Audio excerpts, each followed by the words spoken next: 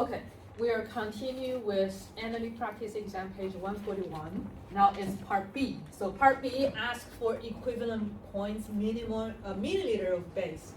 I'll also do part C together because both part B and C, as I was referring to, is equivalent points. So part A was here. Part B and C asking for equivalent points. Part D will be post equivalent point. Okay. So from part A, I calculate how much minimum of acid, which is a weak acid, is in the flask. Okay, so that's from part A. Part B is at equivalent points. My acid minimum should equals to base minimum. Well, equals to 36 minimum. So milliliter of base equals to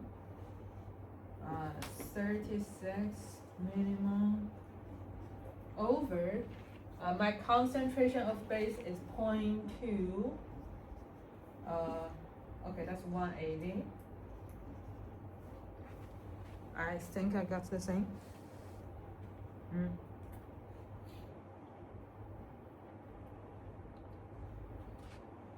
Okay, that's part B. Okay, this is part B. Okay, part C, pH. I will introduce two methods to determine here, which I just went through. My question will be my formic acid, which I just still write the structure out. I just have to. Some case, in other case, you can write A. Okay, I think in a class I write A minus, and this is HA. Okay, this is HA. Okay, this one I write A minus. So overall, any other weak acid works for this. Doesn't have to be formic acid. My question is, which one am I using for I stable? Well, assume people know this. We are on the wave of I stable, but people probably just remember such a thing exists, but doesn't know why. So this is the why. I'll say the logic. Okay, there one way of doing this is because if I have strong acid, strong base, at equivalent point pH equals to 7. But now I have a weak acid, strong base at equivalent point because my acid is weaker. Even both of them at equivalent point means minimum equals to. Only if it's a strong acid and it's pH 7. Since my acid is weaker, I'm expecting the pH to be higher than 7 because my base is overly dominant. Okay? The similar thing is with a strong acid and weak base. I'm expecting at the equivalent point, okay? Equivalent point. My pH will be smaller than 7, which means now this is the case. pH larger than 7, okay? Basic. I will set my I stable based on the basic condition, not the acidic one. If it's the other one, it's the acidic one. Are we cool with this? Okay, there's another thing.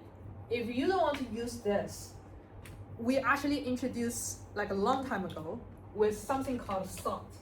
Okay, let's say what this reaction is going to form. You have a weak acid and a potassium. So you are forming at equivalent point because you have the same amount. So you are going to form formic. Let's just write formic, okay? But you know, I write formic because I want you to know this is a weak one. So you will have K plus at equivalent point. There's nothing left, only this one, right? Because the same amount of acid. Okay, that's going to be formic with a minus, okay? So KOH, formic is formic acid. What do we say about this? This is a strong base, so this will back to neutral. This is a weak acid, so we'll back to base. Base at a neutral. Overall, this will be a basic salt. Even looks like it has cation and anion, but it's not going to be a neutral salt. It's going to be a slightly basic salt. So either you're using this one to determine it's basic, or you're using the salt to determine this is a basic. All I'm doing is, before I set up an ice table, I want to choose which one that I'm using. It's the basic one. Are you cool with this? I'll post the video, okay?